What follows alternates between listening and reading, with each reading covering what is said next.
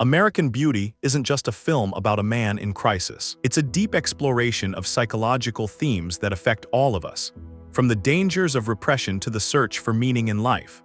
This movie gives us powerful lessons in understanding who we are and how we can live more authentically. Let's dive into the psychology of American Beauty and see what we can learn.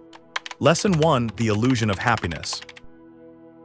Lester Burnham's life is the perfect example of what happens when we get caught up in the illusion of happiness. He has the job, the house, and the family, but inside he's dead.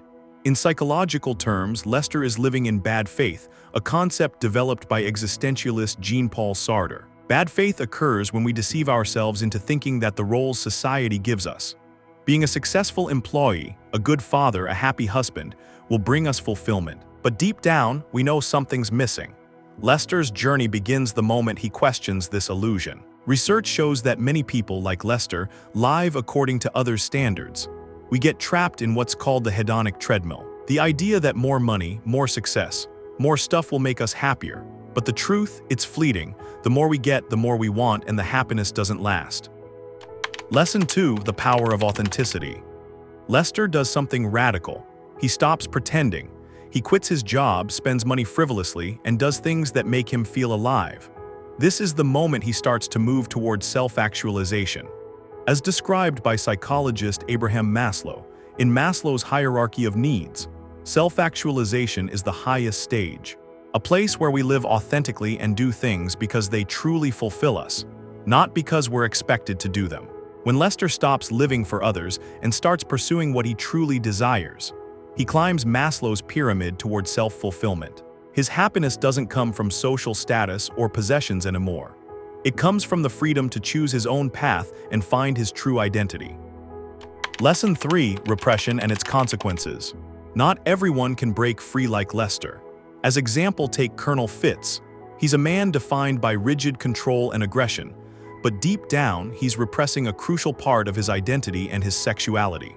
His rigid persona, his obsession with masculinity, is a psychological defense against the feelings he can't accept. Repression of our true selves is dangerous. It can lead to anger, self-loathing, and even violence. Psychologists say that repression, or pushing down our true feelings, can lead to stress, anxiety, and unhealthy behavior. Colonel Fitz's inability to accept himself results in explosive anger, and tragically, an unhealthy relationship with his son. This is the destructive power of not being true to who you really are. Lesson 4: Finding Beauty in the Ordinary. Ricky Fitz, on the other hand, teaches us something radically different. His obsession with beauty in the mundane, like a plastic bag drifting in the wind, is a reminder that we can find meaning and beauty in the simplest things. Ricky isn't wealthy or famous. He doesn't have all the trappings of success, but he's the happiest character in the entire film.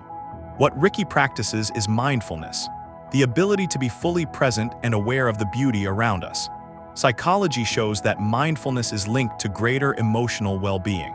It helps us slow down and appreciate life as it is, instead of constantly yearning for more. Ricky's message: happiness doesn't come from what we have, it comes from how we see the world. Lesson 5: The Search for Meaning and Acceptance. In the end, Lester achieves something profound. Even so his life is cut short, he realizes the beauty of it all, the small moments of joy, freedom, and connection. It's a bittersweet truth, but it's also an existential one. Life is fleeting, and the only meaning we truly have is the meaning we create. Lester's acceptance of his fate mirrors the teachings of existentialist philosophers like Viktor Frankl, who argued that even in the face of death, we can find meaning in our lives. Lester doesn't regret his choices. He accepts them, and in that acceptance he finds peace. This is the final lesson of American Beauty. To truly live, we must accept the brevity of life and find meaning in the present moment. So, what can we learn from American Beauty? First, stop chasing the illusion of happiness that society feeds us. Second, find your authentic self and live according to your own values, not others' expectations. Third, don't repress who you are. Accept and express it. Finally, practice mindfulness and see the beauty in the world around you, because the truth is, happiness isn't about having more, it's about seeing more. Thanks for watching, and remember, the beauty of life is often found in the simplest things.